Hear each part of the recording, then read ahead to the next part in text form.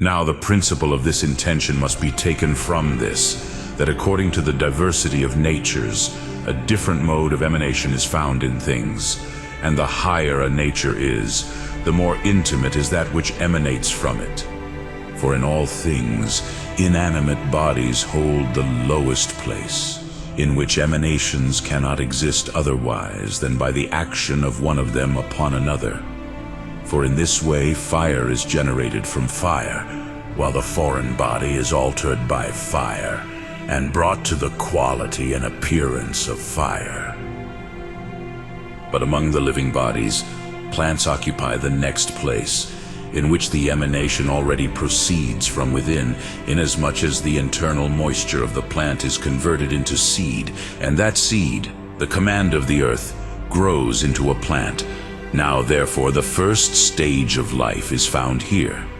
For living things are things which themselves move to act, but those which can only move outwards are entirely devoid of life. But in plants this is an indication of life, that what is in them moves to some form. The life of plants is, however, imperfect, because the emanation in them may proceed from the interior, yet that which emanates gradually from the interior is finally found entirely external. For the moisture of the tree, first coming out of the tree, becomes a flower, and finally the fruit separated from the bark of the tree, but tied to it. But when the fruit is perfect, it is completely separated from the tree and falling to the ground. By virtue of the seed, it produces another plant. If one considers carefully, the first source of this emanation is taken from the outside, for the intrinsic moisture of the tree is taken by the roots from the earth, from which the plant receives its nourishment. But beyond the life of plants, a higher degree of life is found, which is according to the sensitive soul, whose proper emanation, though it begins from the exterior, ends in the interior. And the more the emanation proceeded, the more it came to the inmost parts. For the outwardly sensible receives its form from the external senses, from which it proceeds into the imagination, and further into the storehouse of memory.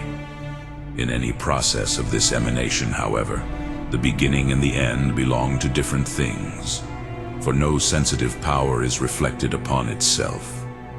This degree of life is therefore so much higher than the life of plants, inasmuch as the operation of this life is contained more inwardly. Yet it is not at all a perfect life, since the emanation always takes place from one to the other.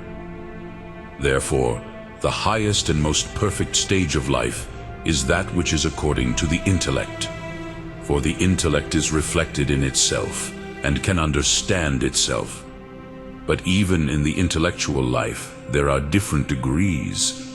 For the human intellect, even if it can know itself, nevertheless first takes the beginning of its knowledge from the outside, because there is no understanding without phantasm, as is clear from the foregoing. Therefore, the intellectual life is more perfect in the angels, in whom the intellect does not proceed to self-knowledge from something external, but knows itself through itself. However, their life has not yet reached its ultimate perfection, because although the intention understood is completely intrinsic to them, the intention itself is not their substance, because in them understanding and being are not the same, as is evident from the foregoing. Therefore the ultimate perfection of life belongs to God. Now I say that intention understood is that which the intellect conceives in itself about the thing understood. This indeed in us is not the very thing that is understood, nor is it the very substance of the understanding. But there is a certain similitude conceived in the understanding of the thing understood, which the external voices signify, whence also the intention itself is called the interior word, which is signified by the exterior word. And indeed, since the aforesaid intention is not an understood thing in us, it appears from this that it is one thing to understand the thing, and another thing to understand the intention itself understood, which the intellect does while it reflects upon its work. Whence there are other sciences of things, and others of understood intentions. Now that the intention understood is not the intellect itself in us, it is clear from this that the being of the intention understood consists in being understood itself. But the being of our understanding is not. Since then, being and understanding are the same in God, the intention understood in him is his understanding itself. And because the intellect is in it, the thing understood, for by understanding itself it understands all other things, as was shown in the first. It is left that in God, who understands himself, the understanding, the thing understood, and the intention understood are the same. Considering these then, we can in any way conceive how the divine generation is to be received. For it is clear that it is not possible to take the divine generation in the same way as generation is found in inanimate things, in which the benefactor impresses his species on external matter. For it is necessary, according to the position of faith, that a son begotten of God should have true deity, and be true God. But the deity itself is not an inherent form of matter, nor is God existing from matter, as was proved in the first place. In the same way, however, divine generation cannot be taken in the manner of generation which is found in plants, and also in animals, which share with plants in nutritive and generative power. For something that was in a plant or an animal is separated, similar in kind to generation, which at the end of generation is completely outside the generator. But from God, since it is indivisible, nothing can be separated. Even the Son begotten by God is not outside the begetting Father, but in him, as is clear from the previous authorities. Nor can the divine generation be understood according to the mode of emanation which is found in the sensitive soul. For God does not receive from something external in order to be able to flow into another. For he would not be the first agent. Even the operations of the sensitive soul are not completed without corporeal instruments, but it is manifest that God is incorporeal. It is therefore left that the divine generation is to be understood in terms of intellectual emanation. Nor can the divine generation be understood according to the mode of emanation which is found in the sensitive soul. For God does not receive from something external in order to be able to flow into another, for he would not be the first agent. Even the operations of the sensitive soul are not completed without corporeal instruments, but it is manifest that God is incorporeal. It is therefore left that the divine generation is to be understood in terms of intellectual emanation. Nor can the divine generation be understood according to the mode of emanation which is found in the sensitive soul. For God does not receive from something external in order to be able to flow into another, for he would not be the first agent. Even the operations of the sensitive soul are not completed without corporeal instruments. But it is manifest that God is incorporeal.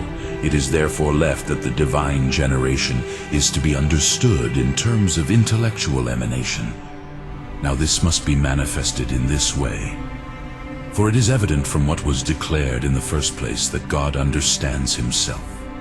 Now all understanding, insofar as it is understood, must be in the intelligent. For understanding itself signifies the apprehension of that which is understood by the understanding. Whence also our understanding, which understands itself, is in itself not only as the same to itself in essence, but also as apprehended by itself by understanding. Therefore it is necessary that God should be in himself, so that the understanding may be in the intelligent. But the understanding in the understanding is the intention understood and the word. Therefore the word of God is in the understanding God himself as the understanding God, just as the word of the stone in the understanding is the stone of the understanding. Hence it is that John 1:1 it is said, The Word was with God, because indeed the divine intellect does not proceed from power into act, but is always actually existing. As was proved in the first, it is necessary that he should always understand himself. Now, from the fact that he understands himself, it must be that his Word is in him, as has been shown.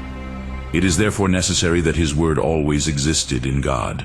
His Word is therefore co-eternal with God, and does not come to him from time, just as the interiorly conceived Word, which is the intention understood, comes to our understanding from time. Hence it is that John 1:1 it is said, "In the beginning was the Word." But since the divine intellect is not only always in act, but also is itself a pure act, as was proved in the first, it is necessary that the substance of the divine intellect is its own understanding, which is the act of the intellect. But to be a word interiorly conceived or understood as an intention is to be understood as its own. Therefore, the existence of the divine word and the divine understanding are the same, and in consequence of God himself, who is his understanding. Now the being of God is his essence or nature, which is the same as God himself, as was shown in the first chapter. Therefore the Word of God is the very divine being and its essence, and the true God himself. But it is not so with the word of the human understanding. For when our understanding understands itself, it is one thing to be the understanding, and another thing to understand it itself, for the substance of the understanding was potentially understanding before it actually understood. It follows then that the being of the intention understood is one thing, and the understanding of it another, since the being of the intention understood is itself to be understood. Hence it is necessary that in a man who understands himself, the interiorly conceived Word is not a true man, having the natural being of a man, but let the man be the understanding only, as if a kind of similitude of the man of truth, apprehended by the understanding. But the very Word of God, from this very fact that it is God understood, is true God, having naturally the divine being, because it is not one thing to be natural to be God, and to understand it is another thing, as has been said. Hence it is that John 1:1 says, "Having the natural being of man, but let the man be the understanding only," as if a kind of similitude of the man of truth apprehended by the understanding. But the very Word of God, from this very fact that it is God understood, is true God, having naturally the divine being, because it is not one thing to be natural to be God, and to understand it is another thing, as has been said. Hence it is that John 1:1 says, "Having the natural being of man, but let the man be the understanding only," as if a kind of similitude of the man of truth apprehended by the understanding. But the very Word of God, from this very fact that it is God understood, is true God, having naturally the divine being, because it is not one thing to be natural to be God, and to understand it is another thing, as has been said. Hence it is that John 1:1 says, "God was the Word." Because it is said absolutely, it shows that the Word of God must be understood as the true God. For the word of a man could not be called simply and absolutely a man, but in a certain sense, namely a man of the understanding, whence these things would be false. Man is a word, but this may be true. The man of understanding is the Word. When therefore it is said God was a word, it is shown that the divine Word is not only an intention understood, like our word, but also a thing existing and subsisting in nature. For God is a true subsisting thing, since he is most of all a being in himself. But the nature of God in the Word is not so as to be of one kind and different in number. For thus the Word has the nature of God, as the understanding of God is his very being, as has been said. But to understand is the divine being itself. The Word therefore has the same divine essence, not only in appearance, but also in number. Likewise, nature, which is one according to species, is not divided into several according to number except because of matter. But the divine nature is completely immaterial. It is therefore impossible that the divine nature should be of one kind and different in number. Therefore the Word of God shares the same nature with God in number. Therefore the Word of God and the God whose Word is are not two gods, but one God. For with us there are two men who have two human natures, because the human nature is divided into two by number. Now it was shown in the first book that those things which are divided in creatures are simply one in God, just as in a creature essence and being are different. And in some cases there is also something else that subsists in his essence, and his essence or nature, for this man is not his own humanity nor his being. But God is his essence and his being. And although these things are most truly one in God, yet in God is whatever pertains to the reason of the subsisting, or of the essence, or of his being. For it is proper for him not to be in anything, inasmuch as he is subsisting, to be anything insofar as it is essence, and to be in act, to be by reason of him.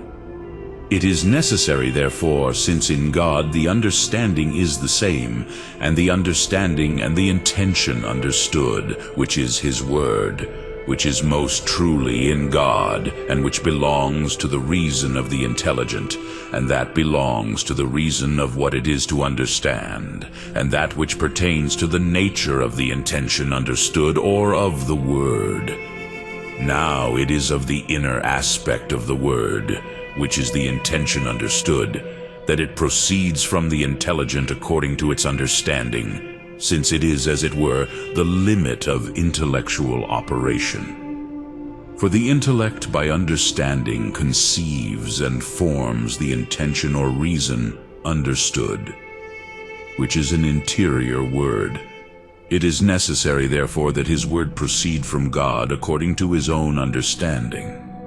Therefore the word of God is compared to the understanding God, whose word it is, as well as to him from whom it is. For this is of the nature of the word, since then in God the intelligent, the understanding, and the intention understood, whether the word, are essentially one, and by this it is necessary that each of these is God, yet the only distinction of relation remains, according as the word is related to the recipient, as from whom it is. Hence it is that the evangelist, because he had said, and by this means it is necessary that each of these is God, yet the only distinction of relation remains, according as the word is related to the recipient, as from whom it is. Hence it is that the evangelist, because he had said, and by this means it is necessary that each of these is God, yet the only distinction of relation remains, according as the word is related to the recipient, as from whom it is. Hence it is that the evangelist, because he had said, God was the word, lest the distinction should be entirely taken away from the word being understood as speaking or conceiving a word from God, he added, this was in the beginning with God, as if to say, this word which I said was God is in some way distinct from God saying it, so that it may thus be said to be with God. But the word conceived inwardly is a kind of reason and similitude of the thing understood. Now the similitude of something existing in another has either the character of a model, if it has itself as a principle, or rather, it has the character of an image, if it has the character of an image, if it has a relation to that of which it is likeness, as to a principle. An example of both is seen in our understanding. For because the similitude of the artificial thing existing in the mind of the artificer is the principle of the operation by which the artificial thing is constituted, it is compared to the artificial thing as a model to the modeled. But the similitude of a natural thing conceived in our understanding is compared to the thing whose similitude exists as to its principle. because our understanding receives its principle from the senses, which are changed by natural things. Now when God understands both himself and other things, as was shown in the first, his understanding is the principle of the things understood by him, when they are caused by him through the intellect and the will. But to the intelligible that he is compared as to the principle. For this intelligible is the same as the intelligible intellect, of which the word conceived is a kind of emanation. It is therefore necessary that the word of God be compared to other things understood by God as a model, and to God himself, whose word is like his image. Hence it is said of the word of God, Colossians 1:15, which is, hence it is said of the word of God, Colossians 1:15, which is the invisible image of God. Now there is a difference between the intellect and the sense, for the sense apprehends a thing as far as its external accidents are concerned, which are color, taste, quantity, and the like. But the understanding enters into the interior of things. And since all knowledge is accomplished according to the similitude which exists between the knower and the known, it is necessary that in the sense there be similitude of the sensible thing as far as its accidents are concerned, but in the intellect there should be similitude of the thing understood as far as its essence is concerned. Therefore, the word conceived in the understanding is the image or model of the substance of the thing understood. Since therefore the word of God is the image of God, as has been shown, it is necessary that it be the image of God as regards its essence. Hence it is that the apostle says, Hebrews 1:3, which is the figure of the substance of God. But the image of something is twofold. For there is an image which does not share in nature with that of which it is an image, whether it be its image as far as external accidents are concerned, just as a bronze statue is the image of a man, and yet is not a man, whether the image is as much as the substance of the thing. For the reason of man in the intellect is not man, for, as the Philosopher says, a stone is not in the soul, but a species of stone. Now, the image of something which has the same nature as the thing of which it is an image is like the son of a king, in whom the image of the Father appears and is of the same nature with him. Now it has been shown that the Word of God is the image of the speaker as far as his very essence is concerned, and that he shares in the same nature with the speaker. It remains, therefore, that the Word of God is not only an image, but also a son.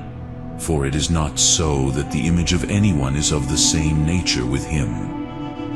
It is found in something that cannot be called a son, provided that this is understood in living things, for that which proceeds from something living in the likeness of a species is called its son. Hence, it is said in the Psalm, "The Master said to me, 'You are my son.'" Again, we must consider that since in every nature the procession of the Son from the Father is natural, from which the Word of God is called the Son of God, it must naturally proceed from the Father. And this indeed agrees with what has been said above, as can be seen from what happens in our understanding. For our understanding naturally knows certain things, such as the first principles of intelligibles, whose intelligible conceptions, which are called interior words, naturally exist in it and proceed from it. There are also some intelligibles which our intellect does not naturally know, but reaches into their knowledge by reasoning, and the conceptions of these do not naturally exist in our intellect, but are sought after with diligence. Now it is manifest that God understands himself naturally, just as he is naturally. For to understand his own is to be his own, as was proved in the first place. Therefore the Word of God, who understands himself, proceeds naturally from him. And when the Word of God is of the same nature as the God who speaks, and is the similitude of him, it follows that this natural process is in likeness to that from which there is a process with the identity of nature. Now this is the reason of true generation in living things, that what is generated proceeds from the generator as a similitude of himself and of the same nature with him. Therefore the Word of God is truly begotten by God speaking, and its procession may be called generation or birth. Hence it is said in the Psalm, "Now this is the reason of true generation in living things, that what is generated proceeds from the generator as a similitude of himself and of the same nature with him." Therefore the Word of God is truly begotten by God speaking, and its procession may be called generation or birth. Hence it is said in the Psalm, "Now this is the reason of true generation in living things, that what is generated proceeds from the generator as a similitude of himself and of the same nature with him." Therefore the Word of God is truly begotten by God speaking, and its procession may be called generation or birth. Hence it is said in the Psalm, "I have begotten you this day," that is, in eternity, which is always present, and in which there is no account of past and future. Hence it is evident that what the Arians said, that the Father begat the Son by his will, is false. For those things which are of the will are not natural. We must also consider that what is generated, as long as it remains in the generator, is said to be conceived. But the Word of God is so begotten by God that it does not depart from him, but remains in him, as is clear from the foregoing. Therefore the Word of God can rightly be said to have been conceived by God. Hence it is that Proverbs 8:24, God's wisdom says, "They were not yet in the abyss, and I was already conceived." Now there is a difference between the conception of the Word of God and the material conception which is found among us in animals.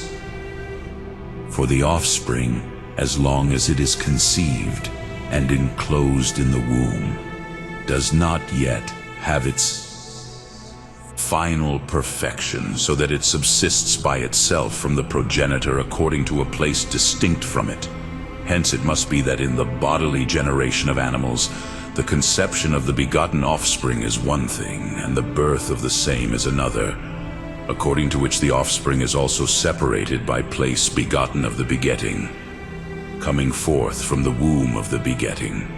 Now the Word of God, existing in God himself who speaks, is perfect, subsisting in himself, distinct from God who speaks. For no local distinction is expected there, but they are distinguished only by relation, as has been said. Therefore, in the generation of the Word of God, both conception and birth are the same. And therefore, after it was said from the mouth of wisdom, "I was already conceived," after a little, it is submitted, "I gave birth before the hills."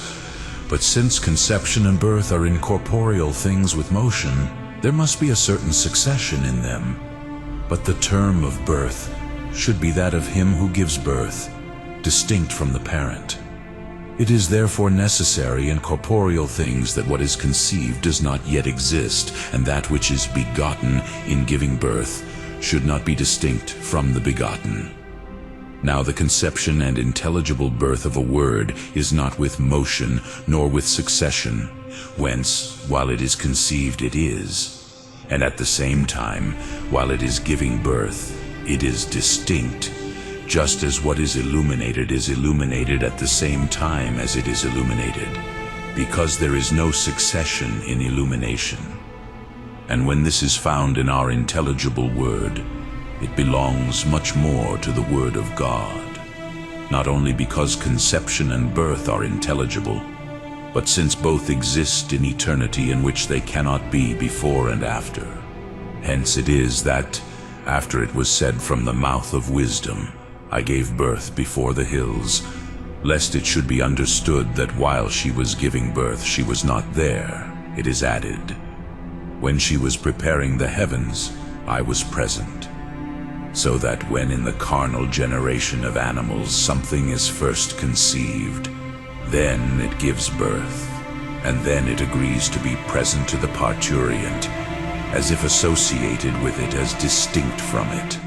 All these things are understood to be together in the divine generation, for the Word of God is simultaneously conceived, born, and present. And because that which is begotten proceeds from the womb as the generation of the Word of God, in order to insinuate its perfect distinction from the begetting one, it is called birth. For a similar reason it is called generation from the womb, according to the words of the psalm, I begot thee from the womb before Lucifer. Because, however, there is no such distinction between the word and the speaker as prevents the word from being in the speaker, as is clear from the sayings. As if to insinuate the distinction of the word, it is said to be born, or to have been born, from the womb. Thus, to show that such a distinction does not exclude the presence of the word in the speaker, it is said in John 1:18, which is in the bosom of the Father. It must be observed, however, that the carnal generation of animals is accomplished by active and passive power. Wherefore, of those things which are required for the generation of offspring, some belong to the father and some to the mother.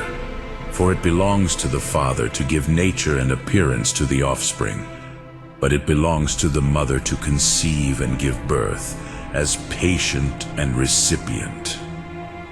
Now when the procession of the word according to this is said to be that God understands himself, but to understand the divine itself is not by any passive power, but as it were active, because the divine intellect is not in power, but only in act. In the generation of the Word of God, the reason of the mother is not proper, but only of the Father. Wherefore all things which in carnal generation belong distinctly to father and mother, in the generation of the Word, all things are ascribed to the Father in the sacred Scriptures.